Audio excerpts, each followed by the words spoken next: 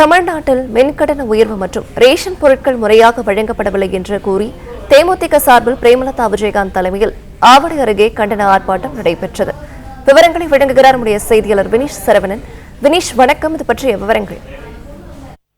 தமிழ்நாட்டில் அண்மையில் உயர்த்தப்பட்ட மின் கட்டணத்தை திரும்ப பெற வலியுறுத்தியும் ரேஷன் கடைகள்ல பாமாயில் பருப்பு வகைகள் கடந்த சில மாதங்களாக பொதுமக்களுக்கு விநியோகிக்கப்படாததை கண்டித்தும் விவசாயிகள் வாழ்வாதாரத்தை இழக்கக்கூடிய காரணமாக இருக்கும் காய்கறி நீரை தரம் இருக்கக்கூடிய கர்நாடக அரசின் செயல்பாடுகள் ஏற்புடையது என 3 கோரிக்கைகளை வலியுறுத்தி தமிழகம் முழுவதும் இன்று தேமுதிக அனைத்து மாவட்ட தலைநகரங்களிலும் ஆர்ப்பாட்டத்தை நடத்தி வருகிறார்கள்.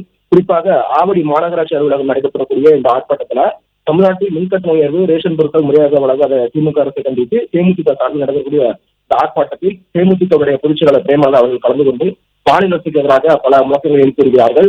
ஒவ்வொரு ஆண்டுமே கடந்த 3 ஆண்டுகளாக திமுக அரசு பொறுப்பேற்ற பிறகு வருடம் மின் கட்டணத்தை உயர்த்துவதாக கூறி கண்டன முழக்கங்களை எழுப்பி வருகிறார். அதே போல 3 கோரிக்கைகளை வலியுறுத்தி இந்த தமிழகம் முழுவதும் அனைத்து மாவட்ட தலைநகர்களிலும் தேமுதிக சார்பில் ஆர்ப்பாட்டமானது நடைபெற்று வருகிறது. சென்னையில் நடைபெறக்கூடிய ஆர்ப்பாட்டத்தில் தேமுதிகவுடைய துணைச் செயலாளர் கே சுதீஷ் அவர்கள் கலந்து கொண்டு மாநில அரசுக்கு எதிராக பல நோக்கங்களை எழுப்பியிருந்தார்கள். அதன் அடிப்படையில் தமிழகம் முழுவதும் அனைத்து மாவட்ட தலைநகர்களிலும் தேமுதிக சார்பில் ஆர்ப்பாட்டம் நடைபெற்றிருக்கிறது. குறிப்பாக தேமுதிக சார்பிலே இந்த மின்கட்டண உயர்வு குறித்து ஏற்கனவே அறிக்கை வெளியிட்டிருந்தார்கள். மின்கட்டண உயர்வை மீண்டும் திரும்ப பெற வலியுறுத்தி இந்த முழக்கங்களால் தற்போது எழுப்பப்பட்டு வருகிறது.